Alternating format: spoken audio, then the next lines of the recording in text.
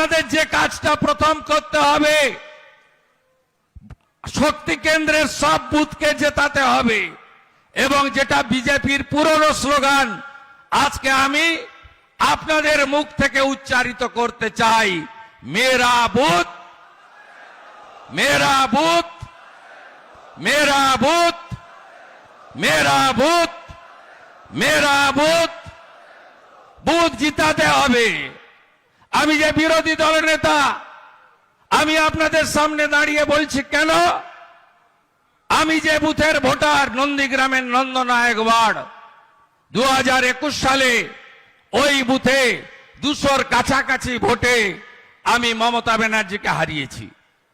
ওই বুথে 2023-এর পঞ্চায়েতে ভারতীয় জনতা পার্টি পদ্ম চিহ্ন নিয়ে আমার এক বোন জিতেছে। ওই বুথে 2024 সালে ভারতীয় জনতা পার্টির তমলুকের প্রার্থী অভিজিৎ গাঙ্গুলি প্রায় 200-র কাছাকাছি ভোটে তৃণমূলের থেকে এগিয়ে আছে। তাই বুথ যদি মজবুত করতে পারি, শক্তি কেন্দ্রকে যদি জেতাতে পারি, তাহলে এই নির্বাচনে আমরা জিতব। আপনাদের অনেক ত্যাগ তিতিক্ষা আপনাদের দেখেই আমি 20 সালে 6 বছর আগে দলে এসেছি।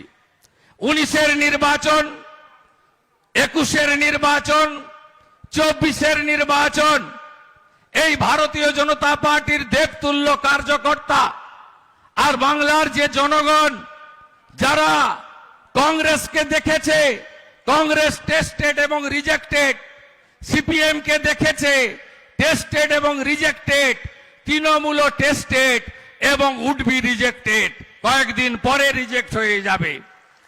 এই বাংলায় যারা মনে করে যে একমাত্র বিশ্বাসযোগ্য নির্ভরশীল বিকল্প হচ্ছে ভারতীয় জনতা পার্টি, কারণ একজন বাঙালি ভদ্রলোক জনসংঘ তৈরি করেছিলেন, তার নাম ডক্টর শ্যামাপ্রসাদ মুখার্জি, যা পরবর্তীকালে অটল বিহারী বাজপেয়ীজি, লালকৃষ্ণ আদবানীজিদের নেতৃত্বে ভারতীয় জনতা পার্টিতে তৈরি হয়েছে।